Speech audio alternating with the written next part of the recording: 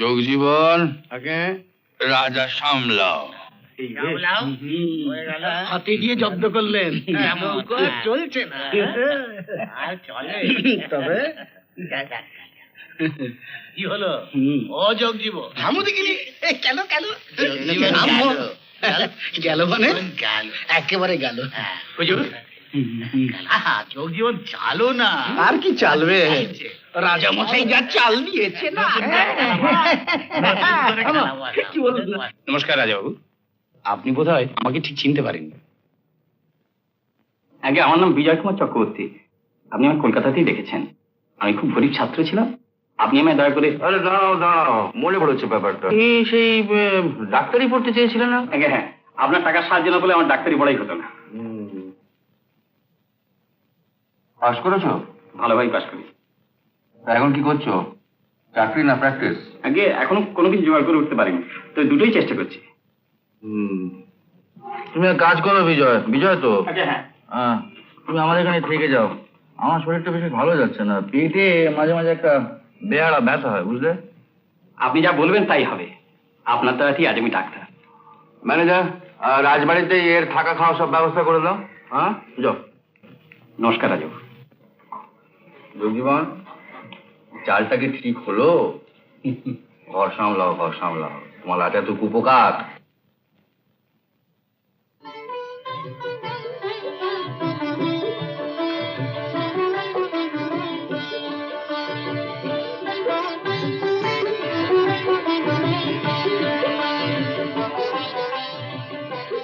নাম কি তোমার?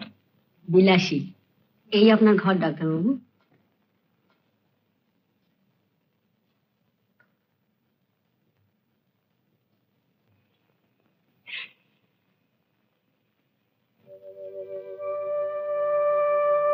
উনি কে বিলাসী?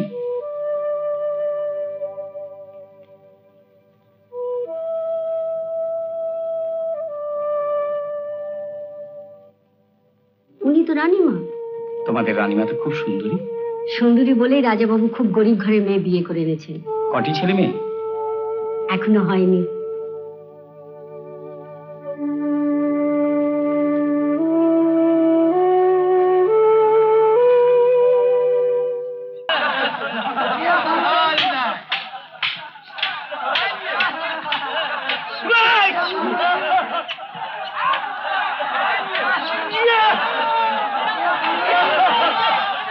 ভালো খেলেছে, কি হলো? হ্যাঁ, এটাই আমাদের ভালোই খেলে। ম্যানেজার, এই লাঠিয়ালদের সবাইকে 100টা করে টাকা দিয়ে দাও। জয় মহামান্য রাজা বাহাদুর শ্রী সূর্য কিশোরনাথ চৌধুরীর জয়। জয় মহামান্য রাজা বাহাদুর শ্রী সূর্য কিশোরনাথ চৌধুরীর জয়। আরে নিতাই। হুজুর, লাঠি খেলা যদি বলো তাহলে নিতাই গ্রামে তো লাঠি খেলাটাকে বাঁচিয়ে রেখে দিয়েছে। হুজুর, 2500-এর জমিদাররা শুনছি দারভাঙ্গা থেকে নাকি 2 জন জোয়ান লেঠেল নিয়ে এসেছে। হ্যাঙ্গাতে পারবি তো? 2 জন কি হুজুর? ওই রকম 50 জনের সঙ্গে একা মহরানো। এই সামনের শীতে জঙ্গল দখল নিয়ে ওদের সঙ্গে আমাদের দাঙ্গা লাগবে। লাশ ফেলে দেওয়া চাই কিন্তু। হুজুর যেরাম হুকুম করবেন। নিতাই লাঠি ধরলে হুজুর বন্দুকের গুলি পর্যন্ত ফিরে যাবে। তবে निताई, ए बस्तीमा मत करो, हमरा में भी काम करके देखला। জবাব দে, তুমি আবার কি দেখালে? क्यों एक किस्ती? एक रद्दा मार के उठा के पटक से कहा। তুমি भी আমার সাথে লাঠি খেলো, আমিও তোমার টেংরি একদম তুলে দেবো। अरे जा जा, और लाठी भी हम छोड़ दिया। अरे तुम हमरा एक किस्ती में आ जाओ। পালোয়ান জি কি আবার লাঠি খেলাও জানো নাকি? हाँ मालिक, मुल्लुक में हम एक दफे लाठी का चैंपियन हुआ था। চলো দেখি তোমার সঙ্গে এক হাত খেলা যাক। এসো। এই অসুস্থ শরীরে আবার আরে ও কিছু না, কিছু না। দেখি রে নিতাই।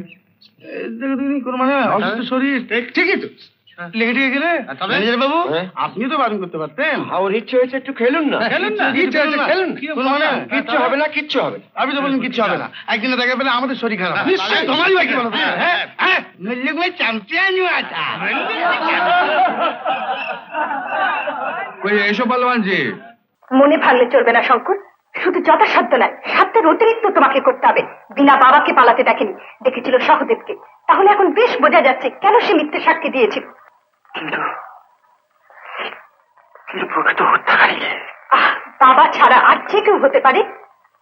হ্যাঁ, তাহলে সুশীল বাবুর কাছে আমার একবার যাওয়া দরকার। নিশ্চয়ই দরকার। শোনো শঙ্কর, আর একটা কথা তুমি জেনে রেখো, তোমার সব দুঃখ কষ্টের মাঝখানে অন্তত একজন বন্ধু তোমার পাশে থাকবে। তা আমি জানি রীতা, তা আমি জানি। দুঃখে কষ্টে আপদে বিপদে আমার পাশে একজন আছে, এই জানা যে আমার পক্ষে কত বড় সান্ত্বনা, তা আমি তোমাকে বলে বোঝাতে পারবো না।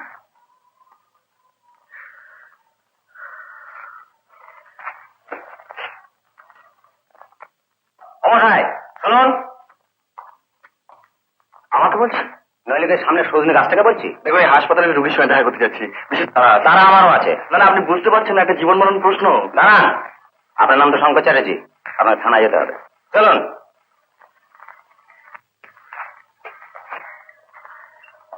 আপনার নাম শঙ্কর চ্যাটার্জি, খুনে আসামি প্রশান্ত চ্যাটার্জির ছিলেন? হ্যাঁ, ওইটি আমার পরিচয়। আমি চাই না যে কোনো খুনে আসামির ছেলে আমার টাউনে থাকে। আমার এলাকা থেকে আপনাকে চলে যেতে হবে। ও বেশ, কিন্তু আমাকে একবার এখনই হাসপাতালে যেতে হবে, একটু বিশেষ দরকার আছে। যদি তাড়াতাড়ি ছেড়ে দেন তাহলে।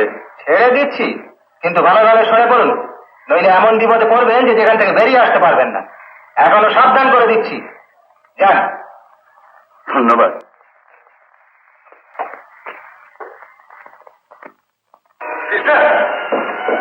সিস্টার, আমি আমার সুশীলবাবুর সঙ্গে দেখা করতে চাই। তার সঙ্গে দেখা আমার তো কোনো উপায় নেই। কেন? তিনি মারা গেছেন। মারা গেছেন? আপনি কি শঙ্কর বাবু? মৃত্যুকালে তিনি বলে গেছেন শঙ্করকে অবশ্য অবশ্য বলবে আমার শেষ কথা। সে ঠিক পথেই চলেছে, আর যে প্রকৃত অপরাধী সে শুধু বাঁহাতে লেখে না, সব কাজও বাঁহাতে করে। এই সে ঠিক পথেই চলেছে, যে প্রকৃত অপরাধী সে শুধু বাঁহাতে লেখে না, অন্য সব কাজও বাঁহাতে করে। সে ঠিক পথেই চলেছে, যে প্রকৃত অপরাধী সে শুধু বাঁহাতে লেখে না, অন্য সব কাজও বাঁহাতে করে। সুশীলবাবু মারা গেছে। কিন্তু তার সাহায্য আমার যখন সবচেয়ে বেশি প্রয়োজন, ঠিক সেই সময় শান্ত হো। কেমন করে শান্ত হবো তা, কেমন করে শান্ত হবো? মারা যাওয়ার সত্যি আমাকে বলে গেছে আমি ঠিক পথে চলেছি, কিন্তু আমি চলেছি মনিরহীন কবনদের মতো। কোথায় চলেছি কিছুই বুঝতে পারছি না। এমন এক গোলকধানের মধ্যে ঘুর পাচ্ছি বেড়াচ্ছি, যার থেকে বেরিয়ে আসা পর্যন্ত পথ খুঁজে পাচ্ছি। এমন করে ভেঙে পড়লা শঙ্কর, তোমার নিজের উপর বিশ্বাস রাখো। কেমন করে বিশ্বাস রাখবো? কেমন করে বিশ্বাস রাখবো? শঙ্কর,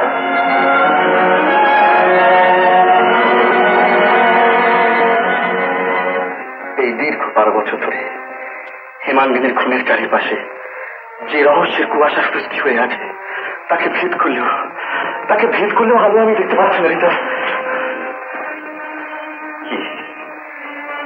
কি সে অজানা বিভৎস হত্যাকারী যে আজ 12 বছর ন্যায় বিচারের প্রহসনের অন্তরালে আত্মগোপন করে আমার দিকে তাকিয়ে ব্যঙ্গের হাসি আসছে, আর তার জঘন্য ঘৃণিত নারকীয় কাজের জন্য এক সহজ সরল সাধারণ মানুষ যে আইনে আদালতে ধর্মে ভগবানে অনন্ত বিশ্বাস রাখত, তার মতো একজন সম্পূর্ণ নির্দোষ নিষ্পাপ নিরপরাধ লোক ভাবতে পারো রীতা, যে আজ 12 বছর সে তার মান মর্যাদা মায়া মমতা মানবত্ব এমনকি নিজের অস্তিত্ব পর্যন্ত নিশ্চিহ্ন করে দিয়ে অন্ধকার নির্জন কারাগারের মধ্যে বসে দেওয়ালে মাথা ঠুকতে চিৎকার করে বলছে যে আইন মিথ্যে, আদালত মিথ্যে, বিচার মিথ্যে,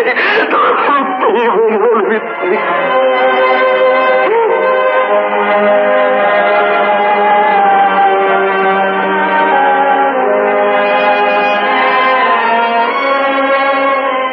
মিথ্যে কুয়াশার জাল একদিন কেটে যাবে, অপরাধী ধরা পড়বে, নিরপরাধ বাবা মুক্ত হবেন। সংসারে অন্যায় আছে, অবিচার আছে, দুঃখ ভোগ আছে, কিন্তু শঙ্কর সবার উপরে আছে সত্য। মিথ্যের মেঘ ভেদ করে সেই সত্যের সূর্য একদিন প্রকাশ হবেই হবে।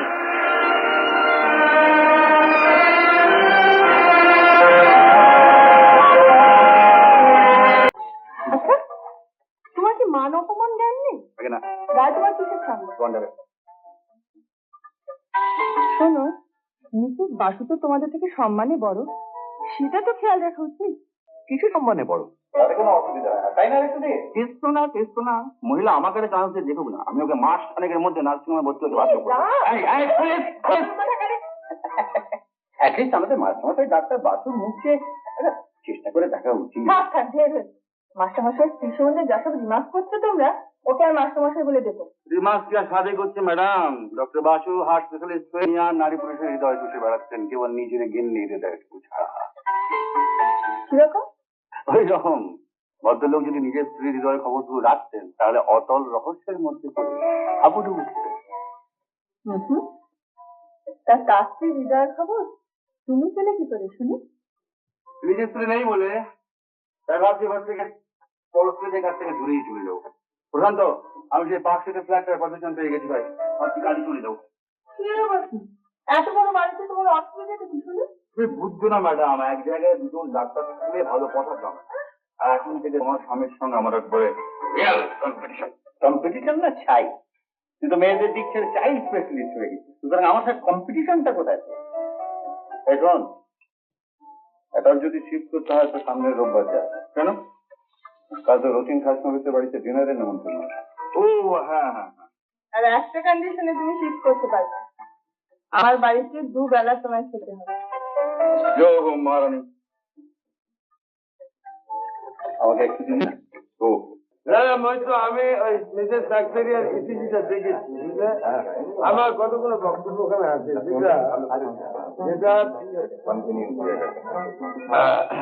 কি বলছো? হ্যাঁ, হোয়াট ইজ দিস? হ্যাঁ, সব চুপচাপ কেন চ্যাটার্জি? হ্যাঁ, is this A party? What type off party? At the same or something else? হ্যাঁ, সুধীর কোথায়? সুধীর পার্টিতে সবাই যদি গ্লাস হাতে ফিলোসফারের মতন দাঁড়িয়ে থাকে, তা আমি কি করতে পারি sir?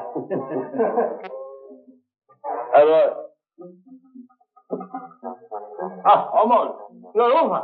No more. Over. What do you mean? মানুষের রোগ কষ্ট এগুলোকে ওভারকাম করা হচ্ছে আমাদের প্রফেশন, আর তুমি বলছো ওভার? হ্যাঁ, আমাকে তো চুপ করতে বলছো, ওইটাকে চুপ করে আছে। এই বলেছেন স্যার, পুরীর চুপচাপ থাকলে কবে কোথায় কখন কোন পার্টি আমাদের জমে আমি ওকে দেখি, তুমি দয়া করে এবার একটু থামো। আমাকে থামতে বলছো? আমাকে থামাতে হলে সুধীরকে কথা বলাতে হবে, গাওয়াতে হবে, নাচাতে হবে। Please do something. পার্টিতে এরকম প্যাঁচের মতন বসে থাকতে ভালো লাগছে না। আমি তো বলছি, আমি দেখছি ওকে, তুমি এবার দয়া করে একটু চুপ করো। ওকে ওকে ওকে ডার্লিং, ওকে তোমার তো কেমন?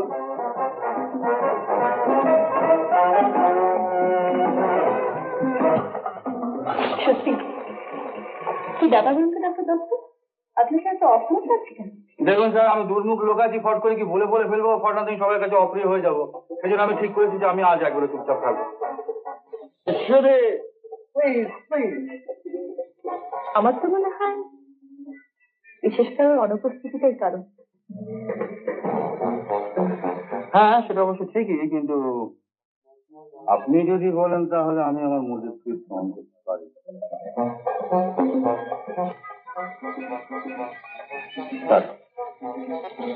আমার তো মনে হয় পারেন। কেন?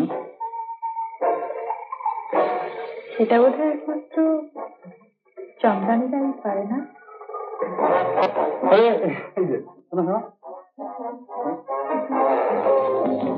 এই যে সংগ্রামী, আপনার একটা কিছু করো। মানে স্যার বলতে চাইছেন যে আমরা একটা কিছু হাঙ্গামা টাঙ্গামা না করলে পার্টি নাকি সেরকম জমছে না, তাই আমি ঠিক করেছি যে এখন থেকে আমি তুমি নাচবো, গাইবো, হাসবো, কাঁদবো। হ্যাঁ, কাজবে কি হে? হ্যাঁ, না না না না স্যার, ওটা এখন সন্ধ্যাবেলা থেকে ফুসকে বেরিয়ে গেছে, তারপরে পেটে একটু পানীয় পড়েছে তো। এই দেখুন, আপনাদের প্রিয় সাহিত্যিক আমায় গালাগাল দিচ্ছে, এরপর যদি আমি কিছু করে বসি তাহলে দোষটা কার হবে? আমার না ড্রিঙ্কে? না না, কিচ্ছু দোষ হবে না, কিচ্ছু দোষ হবে না, সব দোষ ড্রিঙ্কসের হবে। আপনি যা খুশি তাই করতে পারে।